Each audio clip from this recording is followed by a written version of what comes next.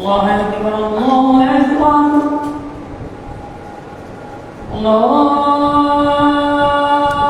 أكبر الله أكبر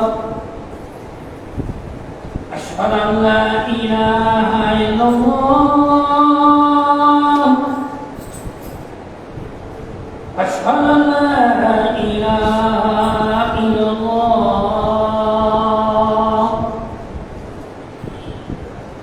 أشهد أن محمدا رسول الله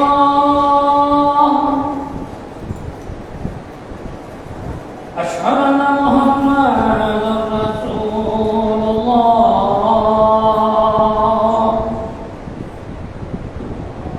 حي على الصلاة حي على الصلاة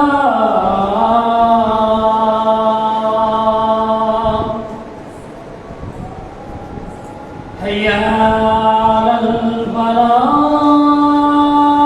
الفلاح حي على الفلاح الله أكبر الله أكبر لا إله إلا الله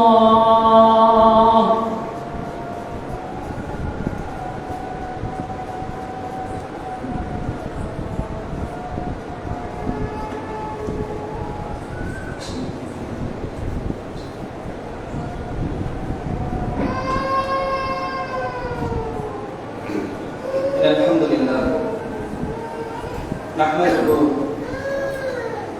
ونستعينه ونستغفره من يهده الله فلا مضل له ومن يضلل فلا هادي له واشهد ان لا اله الا الله وحده لا شريك له واشهد ان محمدا عبده ورسوله اما بعد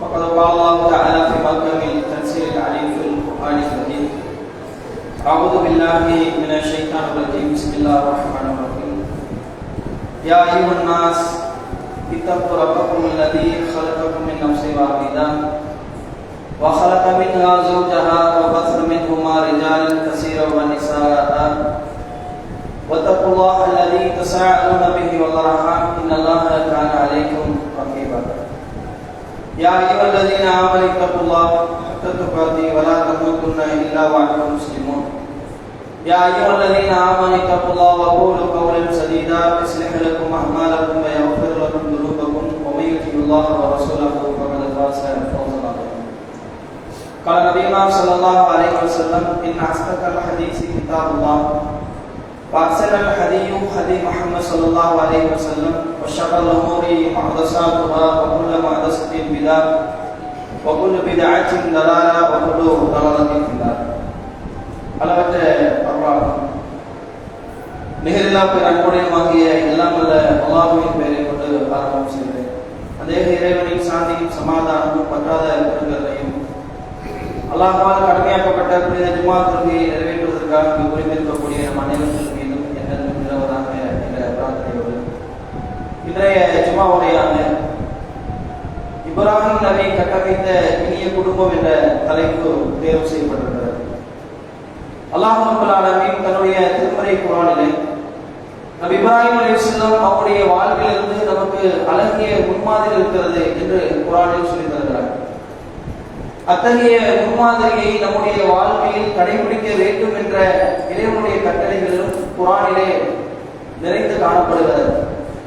இப்ராஹிமுடைய மார்க்கத்தை நீங்கள் பின்பற்றுங்கள் என்று அல்லாஹ் ரப்பல் ஆலமீன் சொல்லக்கூடிய அளவிற்கு நபி இப்ராஹிம் அலைஹிஸ்ஸலாம் அவர்கள் அல்லாஹ் சொல்லக்கூடிய அந்த சட்டத்திட்டத்தின் அடிப்படையில் தன்னுடைய வாழ்நாள் முழுவதையும் அமைத்த அந்த நிலையில் தான் அல்லாஹ் ரப்பல் ஆலமீன் இது போன்ற கட்டளைகளை திருமறை குர்ஆனின் மூலமாக நமக்கு சொல்லித் தருகிறார். இந்த உலகத்தில் நாம் குடும்பமாக வாழக்கூடிய இந்த நிலையில நம்முடைய குடும்பம் ஒரு சிறந்த குடும்பமாக வாழ வேண்டும் என்று சொன்னால் அதை இப்ராஹிம் அலைஹிஸ்ஸலாம் அவர்களுடைய குடும்பம் எப்படி எத்தகைய நிலையில் இருந்ததோ அது போன்ற நிலையில் வாழக்கூடிய நேரத்தில் நம்முடைய குடும்பம் இறை அருளை பெற்ற குடும்பமாக ஒரு சிறந்த குடும்பமாக நாம அதை அமைத்துக் கொள்ள முடியும். அல்லாஹ் ரப்பல் ஆலமீன் தன்னுடைய திருமறை குர்ஆனிலே சூரா ஆல இம்ரான் என்ற 3வது அத்தியாயத்தினுடைய 33வது வசனத்தில் அல்லாஹ் சொல்கிறான், இன்னல்லாஹ் இஸ்தஃபா ஆதம வ நூஹன் வ ஆல இப்ராஹீம. அல்லாஹ் நிச்சயமாக ஆதம் அலைஹிஸ்ஸலாம், நூஹ் அலைஹிஸ்ஸலாம், வ ஆல இம்ரான் வ ஆல இப்ராஹீம, இம்ரானுடைய குடும்பத்தாரையும் இப்ராஹிமுடைய குடும்பத்தாரையும் அலல் ஆலமீன், அகிலத்தாரை கூட நாம் அவர்களை தேர்ந்தெடுத்தோம், சிறப்பித்திருக்கிறோம் என்று அல்லாஹ் ரப்பல் ஆலமீன் குர்ஆன்ல அந்த குடும்பத்துடைய தகுதியை அல்லாஹ் குர்ஆன்ல நமக்கு சொல்லி காட்டுகிறார். அந்த குடும்பம் என்பது அல்லாஹ்வால் சிறப்பித்து சொல்லப்படுகிறது. அலல் ஆலமீன், அகிலத்தாரை விட நாம் அவர்களை சிறப்பித்தோம் என்று அல்லாஹ் குர்ஆன்ல அவருடைய வாழ்க்கையை நமக்கு சுருக்கமாக சொல்லித் தருகிறார். இன்னொரு இடத்துல அல்லாஹ் எப்படி சொல்லித் தருகிறான், ரஹ்மத்துல்லாஹி வ பரகாத்துஹு அலைக்கும் அஹ்லல் பைத். இந்த அஹ்லல் பைத் என்று சொல்லக்கூடிய இப்ராஹிம் அலைஹிஸ்ஸலாமுடைய வாரிசிலிருந்து வரக்கூடிய இந்த செய்தி அல்லாஹ் எப்படி சொன்னான், அவர்களுக்கு அல்லாஹ்வுடைய அருளும் பரக்கத்தும் நிறைந்த ஒரு குடும்பமாக இருக்கிறது. அல்லாஹ் குர்ஆன்ல இப்படி எல்லாம் நபி இப்ராஹிம் அலைஹிஸ்ஸலாமுடைய குடும்பத்தாரை பற்றி நமக்கு சொல்லி காட்டுகிறார். ஒவ்வொரு வெள்ளிக்கிழமையிலும் அதே போன்று ஒவ்வொரு தொழுகையிலும் நாம் அத்தையாத்தில் ஓதக்கூடிய ஸலவாத் சொல்லக்கூடிய விஷயம் என்ன, அல்லாஹும்ம ஸல்லி அலா முஹம்மத் வ ஆலி முஹம்மத் கமா ஸல்லைத அலா இப்ராஹீம் வ ஆலி இப்ராஹீம் இன்னக ஹமீதும் மஜீத். இறைவா, எங்களுடைய நபிக்கும் எங்களுடைய நபியுடைய குடும்பத்தாருக்கும் நீ எப்படி இப்ராஹிம் நபிக்கும் இப்ராஹிம் நபியுடைய குடும்பத்தாருக்கும் அருள் செய்தாயோ அது போன்ற எங்களுடைய நபிக்கு நீ என்ன செய், அருள் செய்ய அல்லாஹ். அதே போன்று யா அல்லாஹ், எப்படி இப்ராஹிம் நபிக்கும் இப்ராஹிம் நபியுடைய குடும்பத்தாருக்கும் நீ அபிவிருத்தி ஏற்படுத்தி கொடுத்தாயோ அது போன்ற ஒரு அபிவிருத்தியை எங்களுடைய நபிக்கும் எங்களுடைய நபியுடைய குடும்பத்தாருக்கும் ஏற்படுத்திட்டாங்க என்று சொல்லி இந்த பிரார்த்தனையை அல்லாஹ்வுடைய தூதர் ஸல்லல்லாஹு அலைஹி வஸல்லம் அவர்கள் நமக்கு கற்றுத்தராங்க.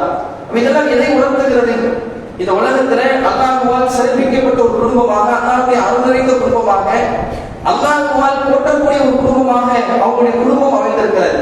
அதனால்தான் இப்ராஹிம் நபி எப்படியெல்லாம் தன்னுடைய குடும்ப அமைப்பை அமைத்துக் கொண்டார்கள், அதிலிருந்து நாம் நம்முடைய குடும்பத்தை எப்படி அமைத்துக் கொள்ள வேண்டும் என்ற ஒரு சில தகவல்களை இன்றைய ஜும்மாவில் நாம் பார்க்க இருக்கிறோம். பொதுவாக ஒரு குடும்பம் ஒழுக்கமாக சிறந்த குடும்பமாக வாழ வேண்டும் என்பதுல இஸ்லாம் அதிகம் கவனம் செலுத்துகிறது.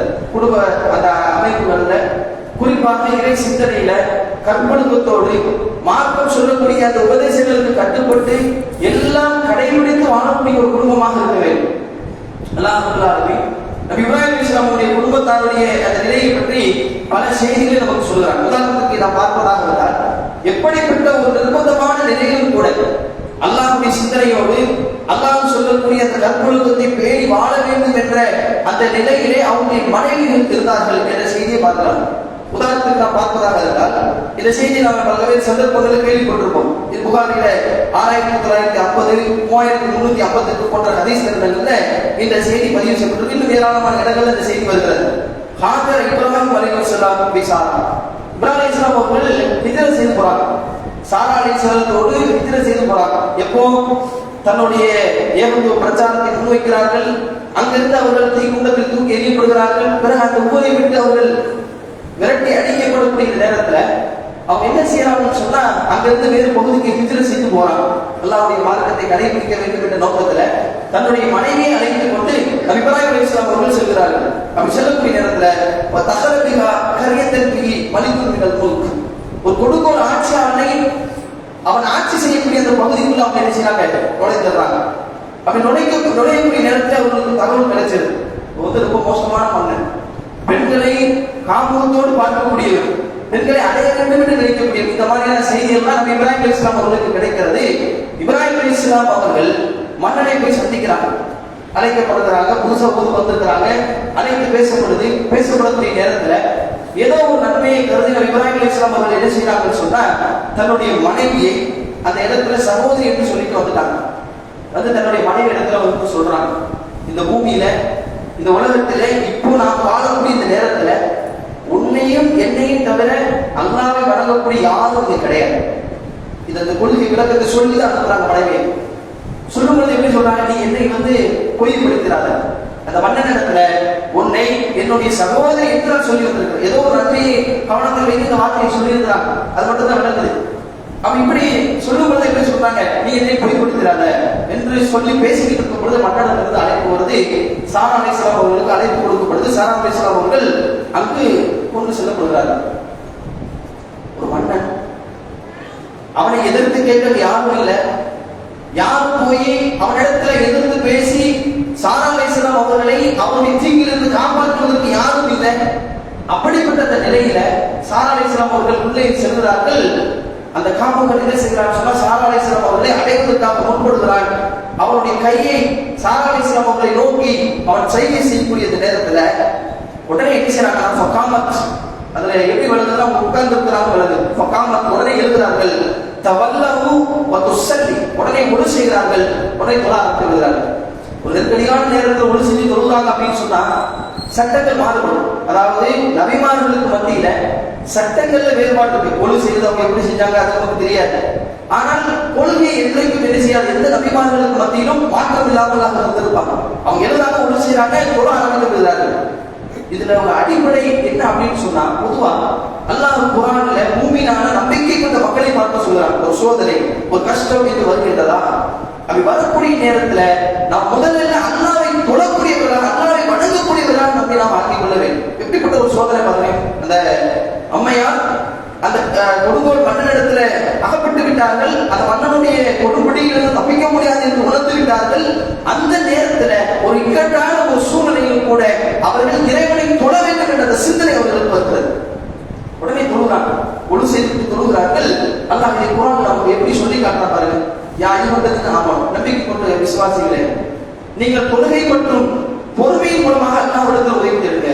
இஸ்தஈனு பிஸ்ஸப்ரி வஸ்ஸலாத், தொழுகை மற்றும் பொறுமையின் மூலமாக நீங்கள் உதவி தேடுங்கள். இன்னல்லாஹ மஅஸ்ஸாபிரீன், பொறுமையாளரோடு அல்லாஹ் இருக்கிறார் என்று அல்லாஹ் குர்ஆன்ல சொல்றார். அப்ப இது இறைவன் வந்து நம்பிக்கை கொண்ட மக்கள் இடத்துல எப்படிப்பட்ட சோதனை வந்தாலும் சரி, எவ்வளவு சோதனை, எவ்வளவு சிரமம், எவ்வளவு கஷ்டம் வந்தாலும் சரி, நாம் என்ன செய்வோம், ஒரு கஷ்டம் ஒரு சோதனை வந்து விட்டால் தோண்டு விடுவோம். அந்த இடத்துல நம்முடைய நிலை அப்படியே தலைகீழாக மாறிவிடுகிறது. அல்லாஹ் குர்ஆனிலே ஒரு இடத்துல பேசுகிறார். சூரா அல் ஹஜ் என்ற 22வது அத்தியாயத்திலே 11வது வசனத்தில் அல்லாஹ் சொல்கிறார், வ மினன் நாசி மயஹ்முதுல்லாஹ வலா ஹர்ஃபி, விளிம்பில் இருந்து கொண்டு அல்லாஹ்வை வணங்கக்கூடிய மக்கள் இருக்கிறார்கள். அல்லாஹ் சொல்றான். அதுல விளிம்பில் இருந்து அல்லாஹ்வை வணங்குவது, அதை அல்லாஹ் விளக்குறான். விளிம்பில் இருந்து அல்லாஹ்வை வணங்குவது என்றால் அந்த நம்பிக்கை சரியில்லை என்பதை அல்லாஹ் எப்படி சொல்றான் தெரியுமா? அதை சொல்லும் பொழுது அந்த வசனத்துடைய இறுதியிலே அல்லாஹ் சொல்றான், ஹஸிர துன்யா வல் ஆகிரா, அப்படிப்பட்டவர்களுக்கு இந்த உலகமும் மறுமையும் நஷ்டமாகிவிட்டது என்று அல்லாஹ் சொல்றான். தினையமான் வ மினன் நாஸ் மயஅபுதுல்லாஹ அலா ஹர்ஃபின், விளிம்பில் இருந்து கொண்டு அல்லாஹ்வை வணங்கக்கூடியவர்கள் இருக்கிறார்கள். அவனுக்கு ஒரு நன்மை நடந்து விட்டது என்று சொன்னார். பைன் அஸாபத்து ஹைரன் இத்மஅ நபி, அவனுக்கு ஒரு நன்மையான விஷயமாக நடந்துவிட்டால் சந்தோஷப்பட்டு விடுகிறார். பைன் அஸாபத்து ஷர்ரா, இதே அவனுக்கு அது கொஞ்சம் சோதனையாக அவனை அல்லாஹ் சோதிப்பதற்காக ஒரு விஷயத்தை கொடுத்து விட்டார் என்று சொன்னால் இன்கலபு அல்லாஹ்வை அப்படி தலைகீழாக மாறிவிடுகிறார். அல்லாஹ் என்ன, இன்னைக்கு கூட பார்க்கலாம், அந்த வயநாட்டுல மிகப்பெரிய ஒரு கோர சம்பவம் நடந்தது. உள்ள மக்கள் வந்து அந்த வெள்ளத்தில் அடித்து செல்லப்படுகிறார்கள். இதை பார்த்து கடவுள் நம்பிக்கை இல்லாத மக்கள் எப்படி சொல்றாங்க, கடவுள் இருந்து அந்த மக்களுக்கு இப்படிப்பட்ட சோதனை வந்திருக்குமா, இவ்வளவு மக்கள் அநியாயமாக கொலை அவர்கள் இறந்திருப்பார்களா, இது போன்ற வார்த்தைகளை பேஸ்புக் போன்ற வலைதளங்கள்ல அவங்க பதிவு செய்வதை பார்க்கலாம். கடவுள் நம்பிக்கை இல்லாத மனிதன். அதான் சொல்றான், ஒரு சோதனை கஷ்டம் என்று வந்த உடனே இறைவனை பற்றிய சிந்தனை தான் அதிகமாக வேண்டும். ஒரு பூமியை கொண்டவரை இந்த அம்மையார் என்ன செய்கிறார்கள், இவ்வளவு பெரிய ஒரு சோதனை, மன்னனுடைய பிடியில் அகப்பட்டு விட்டார்கள். அல்லாஹ்விடத்தில் தான் இவரிடமிருந்து தப்பிக்க முடியும் என்ற விஷயத்தை உணர்ந்த மாத்திரத்தில அவர்கள் எழுதுகிறார்கள், ஒழு செய்கிறார்கள், தொழ ஆரம்பிக்கிறார்கள். பிறகு மன்னன் நெருங்கி வருகிறார். வள்ளிப்பு நோய் வந்து அங்கு விழுந்தவர். திரும்ப சில அம்மையாருக்கு பயம், செத்துட்டான்னு சொன்னா மக்கள் விட மாட்டாங்க, மன்னனை நீ தான் கொண்டே நான் இருக்கேன். திரும்ப அல்லாஹ்விடத்தில் பிரார்த்தனை செய்கிறார்கள், எல்லாம் விட்டுரு. திரும்ப அல்லாஹ் வந்து என்ன செய்கிறான், விடுகிறான். இந்த இடத்துல நபிகள் நாயகம் ஸல்லல்லாஹு அலைஹி வஸல்லம் அவர்கள் செய்த ஒரு பிரார்த்தனையை நமக்கு சொல்லித் தரான், ஞாபகப்படுத்துறான், நினைவுபடுத்துறான். தொழுதுகிட்டு தன்னுடைய இரு கரங்களை ஏந்தி அல்லாஹ்விடத்தில் கேட்கிறார்கள், அல்லாஹும்ம இன் குன்து ஆமன்து பிக வ ரசூலிக, யா அல்லாஹ், நான் உன்னையும் உன்னுடைய தூதரையும் நம்பிக்கை கொண்டிருப்பது உண்மை என்று சொன்னார். அழுத்தமாக பதிவு செய்கிறார், நான் உன்னையும் உன்னுடைய தூதரையும் நம்பிக்கை கொண்டிருக்கிறேன், அது உண்மை என்று சொன்னால், வாக்ஸரத்து ஃபர்ஜி இல்லா அலா அஸ்வாஜிக இல்லா சௌஜிக, என்னுடைய கற்பை என்னுடைய கணவன் அல்லாத ஒரு இடத்தில் இருந்து நான் பேணியிருந்தால் என்னுடைய கருப்புறுப்பத்தின் மீது அவன் அதை முன் வச்சு கேட்கிறான். என்னுடைய கற்பை என்னுடைய கணவன் அல்லாத வேறு யாரிடத்திலும் அதை நான் துஷ்பிரயோகம் செய்தது கிடையாது. நான் பேணியிருந்தால் என் கணவன் அல்லாத மற்றவரிடத்திலே அந்த கற்பை நான் பேணியிருந்தது உண்மை என்று சொன்னால், ஃபலா துஸல்லித் அலைய காஃபிர், இறைவா இந்த காஃபிருடைய இந்த கொடுங்கோலனுடைய செயலிலிருந்து எனக்கு கேட்கிறார்கள், அல்லாஹ் அதை ஒப்புக்கொள்கிறார், அவனை விடுதலை செய்கிறான். இந்த சம்பவம் நபி நாயகம் ஸல்லல்லாஹு அலைஹி வஸல்லம் சொல்லி காட்டுறாங்க. 3 முறை நடக்கிறது. வலிக்கு வந்து கீழே விழுகிறான், பிரார்த்தனை செய்யறாங்க, திரும்ப அல்லாஹ்வுடைய புறத்திலிருந்து அவனுக்கு பாதுகாப்பு கிடைக்குது, திரும்பவும் அடையும் போகிறான், திரும்பவும் இதே மாதிரி நடக்குது. இப்படி 3 முறை நடக்கிறது என்று சொல்லி நபி நாயகம் ஸல்லல்லாஹு அலைஹி வஸல்லம் அவர்கள் சொல்கிறார்கள். அதுக்கப்புறம் உணர்ந்துட்டான், இங்க ஒரு பொண்ணை கொண்டு வரல, ஷைத்தானை நேரத்தில் கொண்டு வந்து விட்டார்கள் என்று சொல்லி என்ன செய்யறான், அவங்களுடைய கண்ணியத்தை புரிந்து கொண்டு என்ன செய்யறான்னு சொன்னா, ஒரு அடிமை சாரா அலைஹிஸ்ஸலாம் அவர்களுக்கு ஹாஜர் அலைஹிஸ்ஸலாம் அவர்களே என்ன செய்யறான், அடிமையை கொடுத்து பரிசாக கொடுத்து அனுப்புறான் என்ற செய்தியை புகாரில் நாம் பார்க்க முடிகிறது. இந்த செய்தி என்பது ஏராளமான பாட்டுகளை படிப்படியில் நோக்கி தருகிறது. அவர்களுக்கு அந்த ஈமானிய உறுதி தாக்கம், அல்லாஹ்விடத்தில் அவர்கள் முன்வைத்த அந்த கோரிக்கை, இறைவன் மீது அவர்கள் வைத்த அந்த நம்பிக்கை அப்படியே பிரதிபலிக்கக்கூடியதாக இருக்கிறது. மூமினை பொறுத்தவரை இறைவனை சார்ந்திருக்க வேண்டும் என்பதற்கு ஒரு அருமையான சம்பவம். அவங்களுடைய குடும்ப அந்த அங்கத்துல யாரா இருந்தாலும் சரி, சாரா அலைஹிஸ்ஸலாம் அவர்களாக இருந்தாலும் சரி, ஹாஜர் அலைஹிஸ்ஸலாம் அவர்களாக இருந்தாலும் சரி, அதற்கடுத்து அவருடைய மகனார்கள் அவங்களுடைய செயலாக இருந்தாலும் சரி, அல்லாஹ்வின் மீது அவங்களுடைய அந்த தவக்குல் என்பது அல்லாஹ்வின் மீது சரியான புரிதல் இருந்தது. அப்படி அந்த குடும்பத்தை அவர் உருவாக்கினார். எப்படிப்பட்ட கற்பொழுக்கம் பாருங்க, இன்னைக்கு மார்க்கத்தில் எப்படி சொல்லுது, கற்பொழுக்கம் என்பது மார்க்கத்தில் எவ்வளவு தெளிவாக சொல்லப்பட்டிருக்கிறது, அதை பேணிக் கொள்ள வேண்டும். எப்படி எல்லாம் சொல்றான், மூமினான ஆண்களுக்கும் பெண்களுக்கும் தனித்தனியாக வசனத்தை இறக்கி சில விஷயங்களை பொறுத்தவரை காமன் வேட் எல்லாம் சொல்லிட்டு போயிடும். யாயுன்னாஸ், உலக சமுதாயமே ஒட்டுமொத்த மக்களை பார்த்து சொல்லுவான். யாயுன்னதீன ஆமனூ, நம்பிக்கை கொண்ட விசுவாசிகளை பார்த்து சென்றார்கள். இப்படி சொல்லக்கூடிய இறைவன் நம்பிக்கை கொண்ட ஆண்களை தனியாக அழைத்து, நம்பிக்கை கொண்ட பெண்களை தனியாக அழைத்து அல்லாஹ் எப்படி சொன்னா தெரியுமா, அவர்கள் தங்களுடைய கற்பை பேணிக் கொள்ளட்டும்.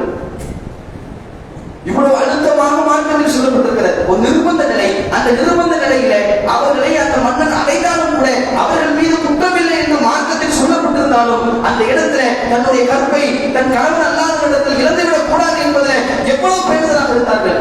இன்றைக்கு நம் குடும்ப பெண்களை எடுத்து பாருங்க, சொல்லுவாங்க இந்த ஒழுக்க விஷயத்தை, ஒழுக்க மாண்புகளை நமக்கு சொல்லக்கூடிய நேரத்தை எப்படி எல்லாம் சொல்றாங்க, தெளிவா சொல்றாங்க. ஆதமுடைய பிள்ளைக்கு அல்லாஹ் என்ன எழுதிக்கிட்டான், விபச்சாரத்தினுடைய பங்கை எழுதிக்கிட்டான்.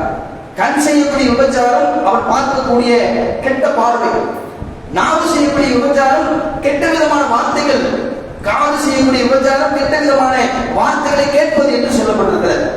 கெட்ட வார்த்தைன்னு சொன்னா அது எதெல்லாம் கெட்ட வார்த்தை, அசிங்கமா பேசுவது மட்டும் இல்ல, ஒரு சல்லாபத்தை உள்ளத்தில் ஏற்படுத்தக்கூடிய வார்த்தைகளை பேசுவது கெட்ட வார்த்தை, ஒரு உணர்வை தூண்டக்கூடிய வார்த்தை கெட்ட வார்த்தை.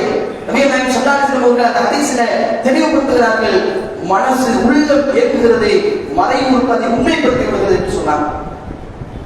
கற்பொழுக்கத்தை பொறுத்தவரை எவ்வளவு பேணுதலாக இருக்க வேண்டும் என்று மார்க்கம் சொல்கிறது. இது போன்ற பேணுதல்கள் நம்ம இடத்தில் இருக்கிறதா? ஆண்களும் பெண்களும் இந்த விஷயத்துல மிக கவனம் செலுத்த வேண்டிய ஒன்று. பெண்களும் பார்க்க வேண்டிய ரோடுல காய்கறி வாங்குவாங்க, பால் வாங்குவாங்க, சர்வசாதாரணமா இருக்கும். ஒரு மீன்காரன்ட்ட அந்த மீன் வாங்குறது இருக்கக்கூடிய கவனம், ஏமாற்றக்கூடாது, 200 ரூபாய் கொடுத்து வாங்குறோம், ஒரு மீன் எக்ஸ்ட்ரா வாங்கிடுறோம், ஒரு அது முள்ளு அப்படி இழுத்து போடும் போதே அதுவும் அப்படி வெயிட்டு தூக்கி முள்ளு கீழே இழுத்து அதுக்கு ஒரு மீனை எக்ஸ்ட்ரா போட்டு இவ்வளவு கவனம் செலுத்துவாங்க. தலையில சீல இருக்கா, முக்காடு இருக்கிறதா, நம் மீது மார்பின் மீது அந்த முக்காடுகள் போடப்பட்டிருக்கிறதா, இதெல்லாம் உடைத்து பேச வேண்டிய விஷயம். இன்றைக்கு நம் பகுதிகளில் நடக்கக்கூடிய அநியாயங்கள் இதெல்லாம் மார்க்கத்துல எவ்வளவு பேருதாக இருக்க சொல்கிறது. நபியவருடைய காலத்துல ஒரு பெண்மணி, அதாவது நபியவருடைய மரணத்திற்கு பிறகு ஒரு சம்பவம் நடக்கிறது. இப்போ அப்பாஸ் அவர்கள் என்ன செய்யறாங்கன்னு சொன்னா, காபத்துல்லா பக்கத்துல வராங்க. அப்படி வரக்கூடிய நேரத்துல தன்னோடு பக்கத்தில் இருக்கக்கூடிய ஒரு நபரை பார்க்க சொல்றாரு, சொர்க்கத்தின் பெண்ணை பார்க்க விரும்புறாயா? அலா சௌதி அவங்க கேட்கிறாங்க, ஒரு பெண் இருக்கிறாங்க, சொர்க்கத்துக்கு நன்மாராயம் தரப்பட்ட ஒரு பெண்மணி. அப்போ அந்த நபிகளோடு கேட்கிறாங்க, யார் அது? கையை காட்டி சொன்னாங்க, ஆதினி சௌதா, அதுக்கப்புறம் ஒரு கருப்பு பெண்மணி, அவங்க தான். எப்படி இந்த தகுதி கிடைத்தது? அவங்க ரசூலுல்லாஹ் வராங்க, இன்னி முஸ்ரா, அல்லாஹ்வுடைய தூதரே, நான் வலிப்பு நோய் உடையவளாக இருக்கிறேன். இன்னி கஷ்டத்தும், நான் வலிப்பு நோய் உடையவளாக இருக்கிறேன். நீங்கள் அப்படி எனக்காக வேண்டி நீங்கள் பிரார்த்தனை செய்யுங்க. நான் சில நேரத்தில் வலிப்பு நோய் வந்து கீழே விழுந்து கைகாலை அப்படி வலிப்பு வரக்கூடிய நேரத்தில் உதவுவாங்க, அது மாதிரியான ஒரு சூழல் ஏற்படுது. எனக்காக வேண்டி நீங்கள் பிரார்த்தனை, அது ஒன்றாகும். அல்லாஹ்வுக்கு நீங்கள் பிரார்த்தனை செய்யுங்க. அல்லாஹ்வுடைய தூதரே, ரசூலுல்லாஹ் என்ன ஆலோசனை தெரியுமா? கொஞ்சம் பொறுமையா இருமா, உனக்கு ஏற்பட்ட இந்த நோயை நீ பொறுத்துக் கொண்டாய், மருத்துவம் பார்த்து இஸ்லாம் தடுக்கவில்லை, ஆனால் நபி அவர்கள் பிரார்த்தனை செய்தால் அல்லாஹ் அந்த பிரார்த்தனைக்கு அங்கீகாரம் தருவான் என்பதை உணர்ந்துதான் அந்த இடத்துல போய் பெண்மணி கேட்கிறார். ரசூல் பிரார்த்திப்பாங்க, நமக்கு அந்த நோய் இல்லாமல் ஆகிவிடும் என்ற இடத்துல போறாங்க. ரசூல் என்ன சொன்னாங்க தெரியுமா? கொஞ்சம் பொறுமையா இருங்க, பொறுத்துக் கொள்ளுங்கள். அவன் அம்மா ரசூலுக்கு ஒரு வார்த்தை கொண்டிருக்கிறாங்க, அல்லாஹ்வுடைய தூதரே, நான் வலிப்பு நோய் வந்து கீழே விழக்கூடிய நேரத்துல நிர்பந்தம் அவங்க நல்லா இந்த இடத்துல சோதிக்கிறதுக்கு உண்டான ஒன்றுமே இல்லை. எந்த ஆத்மாவையும் சக்திக்கு மீது நாம் சோதிக்க மாட்டோம் அல்லாஹ் குர்ஆன்ல தெளிவாக சொல்லி காட்டுகிறாங்க. அவர்கள் அப்படி வலிப்பில் விழுந்து கையை காலை அசைக்கக்கூடிய நேரத்துல என்னுடைய உடலில் இருக்கக்கூடிய ஆடைகள் விளைவிடுகிறது. இதனால் மற்றவர்கள் அதை பார்க்கக்கூடிய ஒரு நிலை ஏற்படுது. அல்லாஹ்வுடைய தூதரே, இந்த ஆடை விலகாமல் இருப்பதற்காக எனக்கு பிரார்த்தனை செய்யுங்கள. எவ்வளவு பேணுதல் பார்க்கலாம். இந்த நேரத்தில் கூட கற்பை இப்படி பேணிக் கொள்ள வேண்டும் என்று நினைக்கிறாங்க. ஒரு நோய் வந்து வலிப்பு வந்து அந்த நேரத்தில் அவர்கள் படக்கூடிய சங்கடம் ஒன்று இருக்கிறது. அதை தாண்டி அந்த நேரத்தில் ஆடை விலகிவிட்டால் ஆடை விலகக்கூடிய நேரத்தில் அந்த ரெண்டு உறுப்புகளை வேறையாவது பார்க்க நேரிடும். எனவே இதுக்காக அல்லாஹ்விடத்தில் கேளுங்களேன் சொல்ல பிரார்த்திக்கிறாங்க. இந்த விஷயம் இந்த நோயை ஒத்துக்கொண்டதால் அவர்களுக்கு சொர்க்கம் என்று நபி அவர்கள் சொன்னார்கள். அதைத்தான் ஒரு காலத்தில் சொல்லி காட்டுறாங்க. இவ்வளவு பேருதல். ஒரு மீன் வாங்க ஒரு பால்காரன் வந்தா ரோட்ல பால் நடக்கக்கூடிய சம்பவம் இல்லாததான் ஒன்றும் சொல்லல, இது கட்டிலாம் சொல்லல. நேரம் 90 போட்டுருக்காங்க. அப்படியே வந்து என்ன செய்யறாங்க, பால்கார மாமா இடத்துல பால் வாங்கிட்டு போறாங்க. தாய் மாமா இடத்துல எப்படி இருக்கலாம், பால்கார மாமா இருக்கக்கூடாது. மார்க்கத்துல நபிகள் நாயகம் ஸல்லல்லாஹு அலைஹி வஸல்லம் அவர்கள் இந்த உறவுகள் விஷயத்துல மிக தெளிவாக மார்க்கம் சொல்லப்பட்டிருக்கு. ஏற்கனவே இது குறித்த ஒரு ஜும்மாவில் மிக தெளிவாக பேசியிருக்கிறோம். மஹரமான உறவு என்றால் என்ன, மஹரம் அல்லாத உறவு என்றால் என்ன, அவரிடத்தில் எப்படி நடந்து கொள்ள வேண்டும் என்பது குறித்த ஒரு தெளிவான ஒரு செய்தி சொல்லப்பட்டிருக்கிறது. ஆனாலும் இன்று வரைக்கும் நாம் பார்க்கக்கூடிய இல்லை என்று சொன்ன தலையில உட்கார்ந்து இல்லை சாணம் போட்டு வந்து நிற்கிறோமே, உறுத்தல் வேண்டாம். அல்லாஹ்விடத்தில் அல்லாஹ்வுடைய மார்க்கத்தை கடைபிடிக்கிறோம் என்று சொல்கிறோமே, நாம் ஒரு முஸ்லிம் என்று சொல்கிறோமே, இந்த இடத்துல நம்ம இடத்துல ஒரு பேணுதல் வேண்டாம். இப்ராஹிம் அலைஹிஸ்ஸலாம் அவர்கள் தன்னுடைய மனைவியை எப்படி உருவாக்கியிருந்தார்கள், அல்லாஹ்விடத்துல ஒரு நிர்பந்தமான ஒரு நிலை ஏற்படக்கூடிய நேரத்திலும் கூட யா அல்லாஹ் இந்த காமுகனுடைய கொடை செயல்கள் எனக்கு பாதுகாப்பு தாய் கேட்டார்கள். அப்படி இருக்கிறது ஒரு முஸ்லிமுடைய குடும்பம் என்றால் அப்படிதான் இருக்கணும். இதுல குடும்பத்தில் உள்ள ஆண்கள் கவனம் செலுத்த வேண்டும். தன் வீட்டு பெண்கள் எப்படி வெளியே வர்றாங்க, வரக்கூடிய நேரத்தில் அவங்களுடைய ஆணை விஷயம் கொண்டிருக்கிறது. இதெல்லாம் கவனிக்க வேண்டிய விஷயம். மார்க்கத்துல ஒரு இஸ்லாமிய குடும்பம் என்றால் இஸ்லாமிய குடும்பத்தில் இருக்கக்கூடிய அந்த ஒவ்வொரு உறுப்பினர்களும் எப்படி இருக்க வேண்டும் என்ற ஒரு அழகிய ஒரு வழிமுறை நம்முடைய மார்க்கத்தில் சொல்லி தரப்பட்டிருக்கிறது. பெண்கள் இருக்கிறதா, அப்படி பெண் நடக்கிறோமா? நபிகள் நாயகம் ஸல்லல்லாஹு அலைஹி வஸல்லம் அதைத்தானே எச்சரிக்கை செய்கிறார்கள். விபச்சாரத்தினுடைய ஒரு பங்கே நீங்கள் அதைத்தே தெரிந்தீர்கள். ஆணாக இருந்தாலும் பெண்ணாக இருந்தாலும் இந்த விஷயத்துல மிக கவனம் செய்ய வேண்டும், கவனம் செலுத்த வேண்டும். அதனால்தான் அல்லாஹ் ரப்பல் ஆலமீன் விபச்சாரத்தில் ஈடுபடாது என்று சொல்லாம லா தக்ரபு ஸினா, விபச்சாரத்தை நெருங்க கூட செய்யாத. எதெல்லாம் விபச்சாரத்தை பக்கம் கொண்டு சேர்க்குமோ அது எதுவுமே உனக்கு அனுமதி இல்லை. செல்போன் இல்லை, வலைதளங்கள்ல வரக்கூடிய ஆபாச வீடியோக்களை பார்க்கக்கூடிய எத்தனையோ இளைஞர்கள், அதுல நேரங்களை செலவிடக்கூடியவர்கள், பாவம் என்று புரியாமல் அதிலே தன்னுடைய வாழ்க்கையை தொலைத்துக் கொண்டிருக்கக்கூடியவர்கள் இஸ்லாம் தடை செய்கிறது. இதெல்லாம் பாவம் என்று சொல்கிறது. பார்வைக்கு திரை கூட சொல்கிறது. நல்ல பார்வையில மட்டும் பாருங்க. மூமினான ஆண்களுக்கும் பெண்களுக்கும் அல்லாஹ் சொல்லக்கூடிய வார்த்தை கற்ப பேரு சொல்லும் பொழுது அதற்கு முந்தைய வார்த்தையில் அல்லாஹ் எப்படி சொன்னா தெரியுமா? பார்வைகளை பேணிக் கொள்ளுங்கள், பாதுகாத்துக் கொள்ளுங்கள் என்று உபதேசத்தால் அல்லாஹ்வுடைய பொறுப்பிலிருந்து நமக்கு சொல்லப்படுகிறது என்பதை கவனத்தில் கொண்டு நம்முடைய வாழ்க்கையில இது போன்ற எந்த சூழல் வந்தாலும் பாவமான காரியங்களிலிருந்து விலகி இருக்க வேண்டும் என்பதை நபி இப்ராஹிம் அலைஹிஸ்ஸலாம் அவருடைய வாழ்க்கையில் அவங்களுடைய மனைவி சாரா அலைஹிஸ்ஸலாம் அவருடைய வாழ்க்கையிலிருந்து நமக்கு தெரிந்து கொள்ளப்படுகிறது. அதே போன்று நாம பகுதியில் குறிப்பா இப்ராஹிமுடைய வாழ்க்கையிலிருந்து இன்னொரு முக்கியமான பாடம் என்று சொன்னார். ஒரு நீண்ட வரலாற்று செய்தி. அது சுருக்கமாக சொல்வதாக இருந்தால் இப்ராஹிம் அலைஹிஸ்ஸலாம் அவர்கள் தன்னுடைய மகனை ஒரு சில சந்தர்ப்பங்கள் தான் போய் சந்திக்கிறாங்க. அப்படி ஒரு சந்தர்ப்பத்துல தன்னுடைய மகனை போய் சந்திக்க போறாங்க. சந்திக்க போன இடத்துல திருமணமாய் வாழ்ந்துட்டு இருக்கிறாங்க. அவங்களுடைய மனைவி ஹாஜர் அலைஹிஸ்ஸலாம் இறந்து போயிடுறாங்க. போறாங்க, யாரும் தன்னை அறிமுகப்படுத்தாமலே போய் கேட்கிறாங்க அவங்களுடைய மனைவி இடத்துல. யார் இடத்துல? மருமகள் இடத்துல இப்ராஹிம் அலைஹிஸ்ஸலாம் அவர்கள் போய் கேட்கிறாங்க, இஸ்மாயில் எங்க? வெளியே போயிருக்கிறாரு. வாழ்க்கையில இப்போது என்னங்க ரொம்ப சிரமம், கஷ்டம். சில இந்த புள்ளிப்பட்டியில் ஏதாவது எடுக்க கல்வர்களுக்கு வந்தால் நம்ம மக்கள் சொல்லுவாங்க, அவங்கள அதை போட்டு அப்படி இது கஷ்டம் இந்த கஷ்டம் எல்லாத்தையும் போட்டு அந்தமா உடைச்சிடுது. இவ்வளோ கஷ்டமா இருக்கு, சிரமமா இருக்கு, எல்லாத்தையும் போட்டு உடைச்ச உடனே இப்ராஹிம் ஒரு வார்த்தையை சொல்லிட்டு வராங்க. இஸ்மாயில் வந்தா சலாத்தை சொல்லுங்க, வீட்டு வாசப்படியை மாத்துன்னு சொல்லிட்டாங்க அப்படின்னு சொல்லியிருக்காங்க. போயிருந்தாங்க, மகனார் உள்ள வந்து கேட்கறாங்க, யாரும் வந்திருக்காங்க, யாரும் வந்தாங்க, யாரும் வந்தா யாரும் வந்தாங்களான்னு கேட்கறாங்க. ஏதோ அடையாளத்தை வச்சு கேட்கறாங்க. ஆமா ஒரு பெரியவர் வந்தாரு. என்ன சொன்னாரு? உங்களுக்கு சலாம் என்ன சொன்னாரு? வேற என்ன சொன்னாரு? வேற என்ன? நம்ம வீட்டுக்கு வசதி எல்லாம் கேட்டாரு. எல்லாத்தையும் சொல்லிட்டோம்ல, கஷ்டப்படும் சலாம் பண்ண சொல்லிட்டோம். வேற எதுவும் கட்டளைக்கு போனாங்களா? ஆமா இந்த வாசலை மாற்றின்னு சொன்னாங்க. வந்தது யாரு இல்லமா? எங்க அத்தா வந்தாங்க. உன்னோடு இந்த இந்த குடும்ப வாழ்க்கையை தொடரக்கூடாதுன்னு சொல்லிட்டு போயிட்டாங்க. ஓ வீட்டுக்கு சொல்லி வச்சுட்டாங்க, பிரித்து அனுப்பி விடுறாங்க. பின்னாடி இன்னும் சில நாட்கள் கழித்து தன்னுடைய மகனை சந்திக்க வர்றாங்க. அம்மாவும் மகன் இல்லை. வந்தா உள்ள வராங்க. அந்த அம்மா சரி வந்தவனே கேட்கிறாங்க, இப்ராஹிம் இஸ்மாயில் கட்டிட்டு இருக்கிறாங்க, என்ன சாப்பிடுறீங்க? இறைச்சி. எதை பருகிறீங்க? சப்தம் தண்ணி. எப்படி இருக்கு? அல்ஹம்துலில்லாஹ். அந்த வார்த்தையை பார்த்து அவங்க சொல்லக்கூடிய வார்த்தையை நபி அவர்கள் அப்படியே சொல்லி காட்டுகிறார்கள். அல்ஹம்துலில்லாஹ், மிக சிறந்த வாழ்க்கை, பரக்கத்தாக வாழ்கிறோம் என்று சொன்ன மாத்திரத்திலே இப்ராஹிம் இஸ்லாம் அவர்கள் சொல்கிறார்கள், இஸ்மாயில் வந்தா சலாத்தை சொல்வதற்கு வீட்டு வாசப்படி உறுதிப்படுத்திக்கணும்னு சொல்லிட்டு போயிட்டாங்க. அந்த இடத்துல இப்ராஹிம் இஸ்லாம் அவர்கள் செய்த ஒரு பிரார்த்தனை நபி அவர்கள் நினைவுபடுத்துறாங்க. அல்லாஹும்ம பாரிக் லஹும் ஃபில் லஹ்மி வல் மாஇ. இறைவா, அவங்க சொன்ன வார்த்தை தான் அல்ஹம்துலில்லாஹ் சொன்னாங்க. இதை அவங்களுக்கு கிடைக்கக்கூடிய சிறிதளவான இறைச்சியையும் அந்த தண்ணீரையும் அவர்கள் அல்லாஹ்வுடைய பொருத்தத்தை நாடி அதை திருப்தியோடு ஏற்றுக்கொண்டார்களே, அந்த திருப்தியோடு ஏற்றுக்கொண்ட ஒரே காரணத்திற்காக வேண்டி நபி இப்ராஹிம் அலைஹிஸ்ஸலாம் அவர்கள் அந்த இடத்தை பிரார்த்தனை செய்கிறார்கள். அல்லாஹ்வும்ம பாரிக் லஹும், இறைவா இவர்களுக்கு பரக்கத்தை செய், ஃபில் லஹ்மி, அவருடைய இறைச்சியிலும் வல் மாஇ, இந்த தண்ணீரில் நபி பரக்கத்தை செய் அல்லாஹ். இன்று வரைக்கும் அந்த நாட்டில் இந்த ரெண்டுக்கும் பஞ்சமே இல்லை. லட்சம் லட்ச மக்கள் குழுமினாலும் அந்த தங்கம் தண்ணீருக்கு பற்றாக்குறை வந்ததே இல்லை. உள்ள அழிவு நாள் வரைக்கும் வராது என்பதற்கு எடுத்துக்காட்டு இறைச்சி எடுத்து பாருங்க. எத்தனை லட்சம் மக்கள் சொல்றாங்க. ஒரு நாளைக்கு அங்கு இறைச்சிக்காக உணவுக்காக அறுக்கப்படக்கூடிய இறைச்சியுடைய அளவு என்ன தெரியுமா? வியந்து போய்விடும்.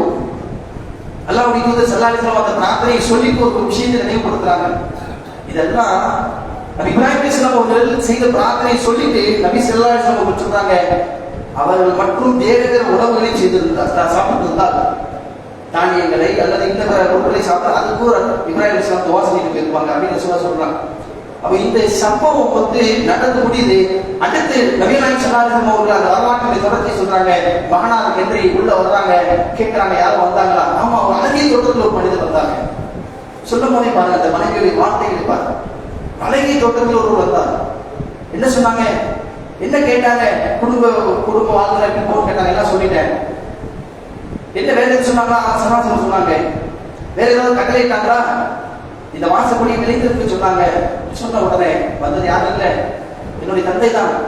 உன்னோடு இந்த குடும்ப வாழ்க்கையை நீட்டிக்க சொல்லிவிட்டு சென்றிருக்கிறாங்க அப்படின்னு சொல்றாங்க. அல்லாஹ் இதுல இருந்து இந்த வரலாற்று சம்பவம் நீண்ட சம்பவமாக இருந்தாலும் நபி அவர்களுக்கு இதை நினைவுபடுத்தி இதன் மூலமாக இந்த சமுதாயத்திற்கு இறைவன் சொல்லக்கூடிய பாடம் என்னன்னு சொன்னா, குடும்பத்துல இது போன்ற திருப்திகரமான உள்ளமில்லை என்று சொன்னா குடும்பத்துல சிறப்பே இருக்காது. வீட்டுக்குள்ள போறோம்னா அது இல்லை இது இல்லை ஒரே சில வெளிநாட்டுல இருந்திருப்பாரு, எல்லாம் சம்பாதிச்சிருப்பாங்க, வீட்டுக்கு அனுப்பி கொடுத்துருப்பாங்க.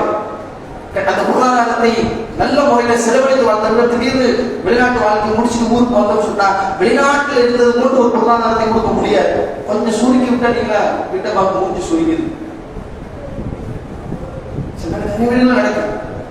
கிடைக்கக்கூடிய பொருளாதாரத்தை திருப்தியோடு ஏற்றுக்கொள்ள வேண்டும் என்ற அந்த பக்குவம் மனப்பக்குவம் இல்லை என்பது குடும்ப வாழ்க்கைக்கு தகுதியில்லை என்று நபி இப்ராஹிம் அலைஹிஸ்ஸலாம் அவர்கள் ஒரு குறிப்பாக ஒரு நபியோடைய மனைவியாக இருந்தவர்களுக்கு இது தகுதி என்று இப்ராஹிம் அலைஹிஸ்ஸலாம் அந்த குடும்ப வாழ்க்கை ரத்து செய்ய சொன்னாங்க. அதான் ரசூலுல்லாஹ் சொன்னாங்க, அதிகமான பெண்களை நடத்திருக்காங்க. எப்படி சொல்றாங்க? சத்தத்து, நீங்கள் அதிகம் தர்மம் செய்யுங்கள். அக்ஸர அஹ்லின்னார், நீங்கள் தான் அதிகமாக நரகத்தில் காணப்படுகிறீர்கள். ஏன் தெரியுமா? துக்ஸிருல் லான், அதிகம் சபிக்கிறீர்கள். வயக்ஃபுர் அஸீரத், நீங்கள் நன்றி மறக்கிறீர்கள். உடனே கேட்கிறாங்க, அல்லாஹ் மீது நன்றி மறக்கிறோம், அல்லாஹ்வுக்கா? இல்லை, கணவனுக்கு என்று சொன்னார்கள். நன்றி மறந்தால் கிடைக்கக்கூடிய கொண்டு திருப்தியோடு வாழ்க்கையை வாழ பழகாவிட்டால் மார்க்கத்தில் பெரிய ஒரு குற்றச்செயலாக சொல்லப்பட்டிருக்கு. எந்த அளவுக்கு நம்முடைய மறுமை வாழ்க்கை அது பாதிக்கும் என்ற அளவுக்கு ரசூலா சொல்றாங்க. நன்றியோடு நடந்து கொள்ள வேண்டும். குடும்பத்துல இது மாதிரி நிறைய செய்திகள், ஒரு நீண்ட செய்திகளாக பேச வேண்டிய ஒரு குடும்ப அம்சங்கள் குறித்து பல்வேறு ஜும்மாக்கள்ல பேசியிருந்தாலும் கூட அவ்வப்போது நம்ம மத்தியில நினைவுபடுத்தி நம்முடைய இந்த குடும்ப வாழ்க்கையை இஸ்லாம் சொல்லக்கூடிய முறைப்படி இது பொறுத்து கொண்டிருந்த அந்த திருப்தி கொண்ட மனநிலை நீங்கள அடுத்தவங்க என்ன செய்யணும்? பல வழிகளை தேடணும். ஹலால் பார்க்காத ஒன்றில் எப்படினாலும் பொருளாதாரத்தை சம்பாதிக்கணும் இப்படிங்கிற அளவுக்கு போயிடும். இந்த மாதிரி ஒரு சூழலில் நாம் வாழக்கூடிய இந்த நேரங்களில் இது போன்ற செல்வங்கள் விஷயத்துல பொறுத்து கொண்டு அல்லாஹ் நமக்கு தந்ததை திருப்தியோடு அல்லாஹ் குர்ஆன்ல சொல்றான். தொழுகை முடிஞ்சா வெள்ளிக்கிழமை தொழுகை முடிஞ்சா பல பொருளாதாரத்தில் மார்க்க தடை இல்லை. ஆனால் பொருளாதாரத்தை மட்டுமே கவனத்தில் கொண்டு மார்க்கத்தை மறந்துவிடக் கூடாது என்பதைத்தான் இஸ்லாம் சொல்றது என்பதை கவனத்தில் கொண்டு நம்முடைய குடும்ப அங்கங்களை இது போன்ற ஒரு திருப்தியோடு அடைத்து அல்லாஹ்விடத்தில் பரக்கத்தை எதிர்பார்க்கக்கூடிய ஒரு குடும்பமாக நம் சூழலை அமைத்துக் கொள்ள வேண்டும்.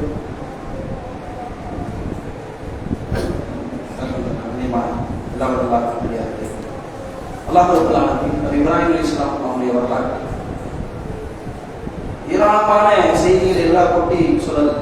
குடும்ப சம்பந்தமா அல்லாஹ் சொல்லும் பொழுது மனைவி இடத்துல எப்படி பிரச்சாரம் செய்தார்கள், மகனிடத்தில் எப்படி பிரச்சாரம் செய்தாங்கன்னு தனித்தனியா சொல்லாம தந்தைக்கு செய்த பிரச்சாரத்தை மட்டும் அல்லாஹ் குர்ஆன்ல சொல்றான். தந்தை என்ன செய்யறாங்க? சிலைய அவங்களா வடிவமைச்சு அதை வணங்கிட்டு இருக்கிறாங்க. இப்ராஹிம் அலைஹிஸ்ஸலாம் அவர்கள் தந்தைகிட்ட கண்ட இந்த தீமையை உடனடியாக போய் தடுக்கிறாங்க. யாபத்தி, என்னுடைய அருமை தந்தையே, லிமத்தாக்குவது யாரை போய் வணங்குற? நான் இஸ்மாவும் அதுக்கு கேட்காத, வலாய் முசிரும் அதனால பார்க்க முடியாத, நான் உடனே அக்க மினல்லாஹி அதனால உங்களுக்கு எந்த உதவி செய்ய முடியாத, அதை போய் நீ வணங்குறிய. அல்லாஹ்விடமிருந்து எனக்கு வகை செய்தி, அதாவது நேர்வழி கிடைத்திருக்கிறது. என்னை பத்தபியுடைய என்னை நீ பின்பற்று அகதிக்க சிராத்தன் சவியா, உன்னை நேரான பாதைக்கு நான் கொண்டு செல்கிறேன் சொல்லி தந்தை இடத்துல அவர்கள் செய்த பிரச்சாரத்தை அல்லாஹ் சூரா மரியம் என்ற அத்தியாயத்தை நமக்கு சொல்லித் தருகிறார்.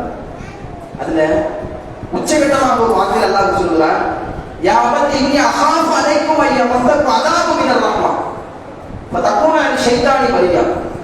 என்னுடைய அடிமை தந்தை ஒரு விஷயத்தை நான் பயப்படுவது நீ அல்லாஹ்வுடைய தண்டனைக்கு அகப்பட்டு விடுவாயே என்பதுதான் என்னுடைய கவலை. இதுதான் உண்மையான கவலை. ஒரு குடும்பத்தார் விஷயத்துல, குறிப்பாக ஒரு தகப்பன் என்ற நிலையில தன்னுடைய தகப்பனோடு வாழக்கூடிய நேரத்துல தகப்பனார் விஷயத்தில் எப்படிப்பட்ட ஒரு அச்சத்தை கொண்டாங்க தெரியுமா?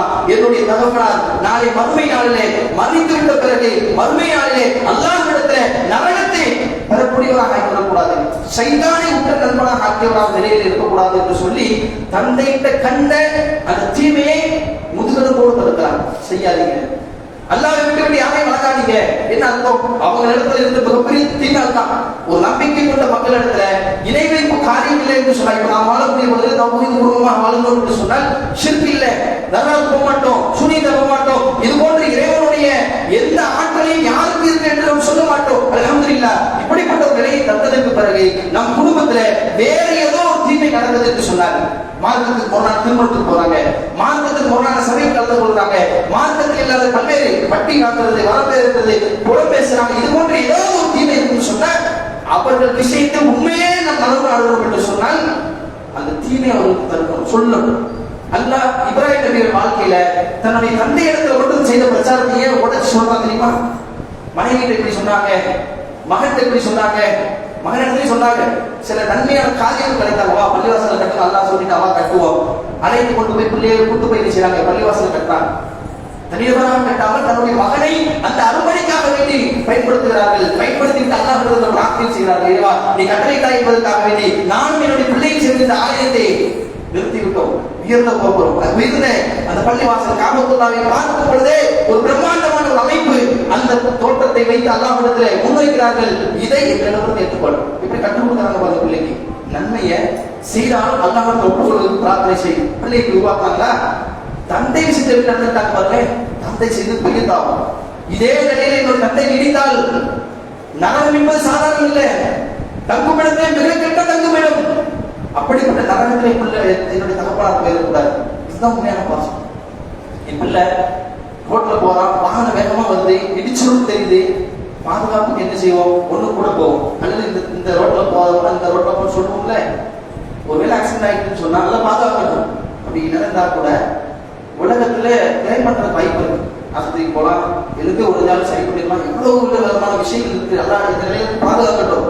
ஆனா இதுல கவனிக்க வேண்டிய விஷயம் என்னன்னா, இந்த பிள்ளை இந்த உலகத்துல ஏதோ ஒரு வகையில இது போன்ற நோய்களாலோ நொடிகளாலோ பாதித்துவிடக் கூடாது என்று நினைக்கக்கூடிய நாம், என்னுடைய பிள்ளை நாளை வறுமை நாளிலே நரகத்துக்கு போய்விடக் கூடாது என்ற விஷயத்தில் அக்கறை சொல்றோமா? என்னுடைய மனைவி போய்விடக் கூடாது, பிள்ளை போய்விடக் கூடாது, என்னுடைய தாய் தந்தை போய்விடக் கூடாது, என் குடும்பத்தில் உள்ள யாரும் நரகத்துக்கு போய்விடக் கூடாது என்ற விஷயத்தில் அக்கறை சொல்றோம். இதுதான் சரியாக நாம் அவர்கள் மீது உண்மையான அக்கறை இருக்கிறோம். அதைத்தான் அல்லாஹ் குர்ஆன்ல இந்த வசனத்துல அவர்கள் தந்தை விஷயத்தில் அவர்கள் அஞ்சியது அல்லாஹ்வுடைய தண்டனையில் அகப்பட்டுள்ளாயோ நான் அப்படிப்பட்ட ஆயிராத தந்தை அப்படி ஆயிராத, நீ இணைவே தவிர, நீ குறை பேசி ஆயிராத, பொய் பேசி ஆயிராத, கோல் சொல்லி ஆயிராத, வட்டிக்கு வாங்கி போயிடாத, மார்க்கத்துக்கு முழுகான அல்லாஹ்வுடைய சட்டத்திட்டங்களை மீறுதல் செய்து போயிடாத என்று சொல்லி குடும்பத்துல இது போன்ற நன்மையை போதிக்கக்கூடியவர்களாக நாம் ஆக வேண்டும். அப்படி நாம் உருவாக்கினால்தான் அல்லாஹ்வுடைய அருளை பொருந்திய ஒரு குடும்பமாக, ஒரு சிறந்த குடும்பமாக இப்ராஹிம் நபி அவர்கள் எப்படி ஒரு குடும்ப அமைப்பை கட்டமைத்தார்களோ, தீமையை எடுத்து சொல்லி தீமையை விட்டு விளக்கினார்களோ, நன்மையில இன்னும் காலத்துல பிள்ளைகளுக்கு நன்மை நிறைய சொல்லணும். ரொம்ப கவலைக்குரியான விஷயம். இப்போ பேரணி நடத்திக்கிட்டு இருக்கோம் மது போதைக்கு எதிராக. சமீபத்தில் ஒரு 4 தினங்களுக்கு முன்னாடி புளியக்குடியில 9 பசங்க வர சொல்லப்பட்டாங்க. 11 பேருக்கு அவங்க என்ன செய்யறாங்க, குடிப்படவராக அதுல 2 பேர் எஸ்கேப் ஆயிட்டாங்க. 11ல 9 பேர் போய் 9 முஸ்லிம் மாணவர்கள். என்ன 1/2 கிலோ கஞ்சா புளியக்குடி நடந்த சமீபத்தில் நடந்த சம்பவம். இங்க போய்கிட்டு சமூகத்துடைய நிலை, அவன் பிள்ளைகள் விஷயத்துல கூடுதல் கவனம் செலுத்த வேண்டும் என்று இந்த நேரத்தில் பெற்றோராக இருக்கக்கூடிய நமக்கு ஒரு வசியத்தாக, ஒரு அறிவுரையாக, ஒரு நசீகத்தாக சொல்லிக்கொண்டு என்னுடைய உரையை நிறைவு செய்கிறேன். வாக்குறுதி அவன் அல்ஹம்துலில்லாஹி ரப்பில் ஆலமீன். அஸ்ஸலாமு அலைக்கும்.